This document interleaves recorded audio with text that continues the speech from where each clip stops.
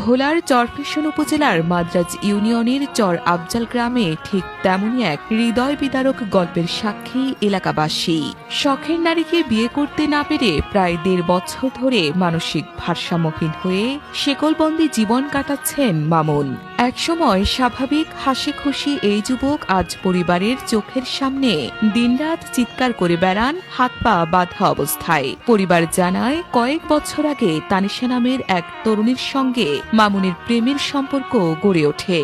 ধীরে ধীরে সেই সম্পর্ক গভীর হয়, কিন্তু ভাগ্যের কি নির্মম পরিহাস, অন্যত্রে বিয়ে হয়ে যায় মেয়েটির। এই খবর জানার পর থেকেই বদলে যেতে থাকে মামুন। ঘর ভাঙচুর, ধারালো অস্ত্র দিয়ে মানুষকে ধাওয়া, সব মিলিয়ে পরিস্থিতি এতটাই ভয়াবহ হয়ে ওঠে যে বাধ্য হয়ে পরিবার তাকে শেকলবন্দি করে রাখে। লক্ষ লক্ষ টাকা খরচ করে চিকিৎসা করিয়েও আজ পর্যন্ত সুস্থ করা যায়নি মামুনকে।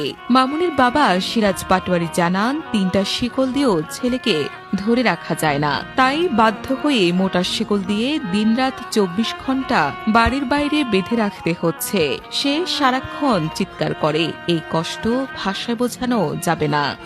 যেন যা পায় ভাঙ্গা চুরিয়া সব তস্ত নষ্ট করিয়া লাইছে, আমার বেড়া গোড়া সব বেতরা করিয়া লাইছে। মানুষের কামড়ে চিমড়ে ধরতে গেলে কামড়ে চিমড়ে কিছু থই না, যেমিল মনেকে হেমিলি দৌড় দেয়। কিন্তু এখানেই শেষ নয় এই পরিবারের দুর্ভোগ। মামুনের বড় বোন শাহনাজ আক্তার, তিনিও প্রায় ২ বছর ধরে মানসিক ভারসাম্যহীন হয়ে শেকলবন্দি জীবন কাটাচ্ছেন। শাহনাজ ৩ সন্তানের জননী। পরিবারের ভাষ্য অনুযায়ী বিয়ের কয়েক বছর পর শ্বশুরবাড়িতে নির্যাতনের শিকার হন তিনি। তার ছোট ছেলের বয়স যখন মাত্র ৬ মাস, তখন থেকেই শুরু হয় মানসিক ভাঙন। ধীরে ধীরে পুরো জীবনটাই আটকে যায় শিকলের ভেতরে। মা জাহানারা বেগম জানান, মেয়ে মারধর সহ্য করতে না পেরে এমন হয়ে গেছে। এখন ২টা সন্তানই আমার চোখের সামনে শিকলে বাঁধা। আমি মা হয়ে কিছুই করতে পারছি না। যে না টাকা তো যা আছি সব ভাঙ্গে শেষ করিয়া লাইছি। চান্দা মান্দা যা উড়ে টুডে এমনি সেমনি একটু ডাক্তার দেখাইছি, অন ওষুধ চালাইতেও পারি না। অন সেই জমকার ওরে উঠতেই থাকে, অন রাইতে দিনে ব্যাগ ফিটে ফাটে ভাঙ্গা চুরিয়ালা, এক মিল কোনো পাতা দেয় না ঘর।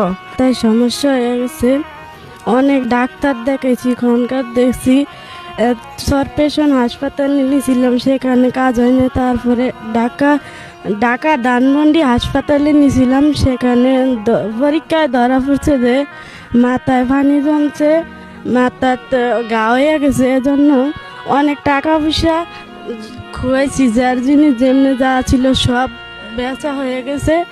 স্থানীয়রা বলছেন, দরিদ্র এই পরিবারটির ২ সন্তান আজ মানবেতর জীবন যাপন করছে। যে কষ্ট তারা প্রতিদিন সহ্য করছে, তার হৃদয় দিয়ে অনুভব না করলে বোঝা সম্ভব নয়। এই ঘটনা যেন আমাদের চোখে আঙুল দিয়ে দেখিয়ে দেয়, মানুষ কতটা কষ্ট পেলে এমন মানসিক ভারসাম্য হারায়। প্রেম সবার জীবনে আসে, কিন্তু কারো জীবনে তা সুখ বয়ে আনে, আবার কারো জীবনে ভোলার মামুনের মতো ডেকে আনে পাগলামি, শেকল আর আজীবনের যন্ত্রণা। ফাতেমা ইসলাম, চ্যানেল ভোলা।